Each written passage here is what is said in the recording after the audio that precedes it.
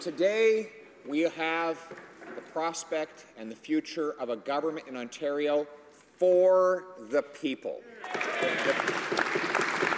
The people have voted for lower taxes. The people have voted for balanced budgets. The people have voted to open Ontario for business, and the people have voted against the Prime Minister's carbon tax. Will the Prime Minister accept the verdict of the people and cancel his carbon tax plan to raise the price of everything? The Honourable Parliamentary Secretary to the Minister of the Environment. Mr. Speaker, I would also like to start by congratulating all those who put their names forward as candidates in the election that occurred last night. Mr. Speaker, the impacts of climate change don't stop with a change in government, and Canadians expect us to take serious action to address climate change and to grow our economy. That is why we are accelerating the phase-out of coal, making historic investments in cleaner infrastructure, and putting in place a price on carbon pollution to grow the economy in cleaner ways. The science is clear, climate change is real, and we will continue to deliver on what Canadians and what Ontarians expect. The Honourable Member for Carleton. Kathleen Wynne was this Prime Minister's Liberal soulmate. Yes. They agreed on absolutely everything. They both raised taxes. They both ran massive deficits. They both wrap our entrepreneurs in red tape. And they both dance to Gerald Butt's tune. And, Mr. Speaker, the agenda of high taxes and big government, of carbon taxes on working people, has been rejected by Ontarians. Will the Prime Minister take that message?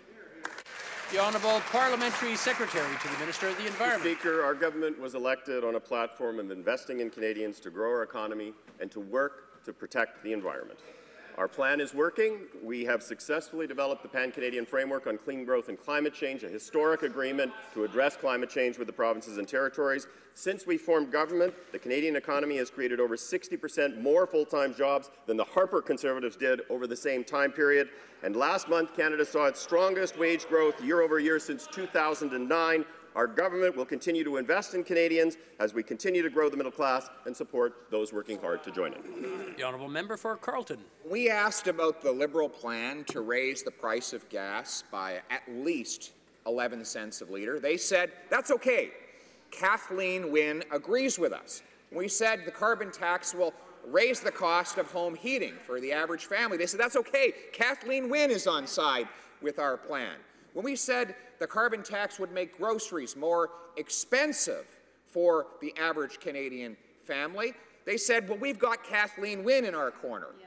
Now, Kathleen Wynne has been rejected by the people of Ontario, who have delivered a verdict for the people. Will this government take that message? Yeah. The Honourable Parliamentary Secretary.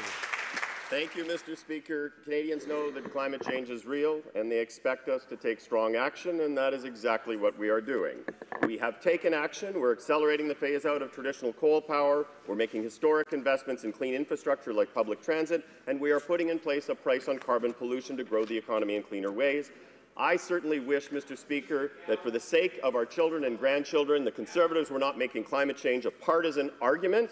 We will continue to take practical, cost-effective measures to tackle climate change and grow a clean growth economy because, Mr. Speaker, that is what Canadians expect. That is what our children expect.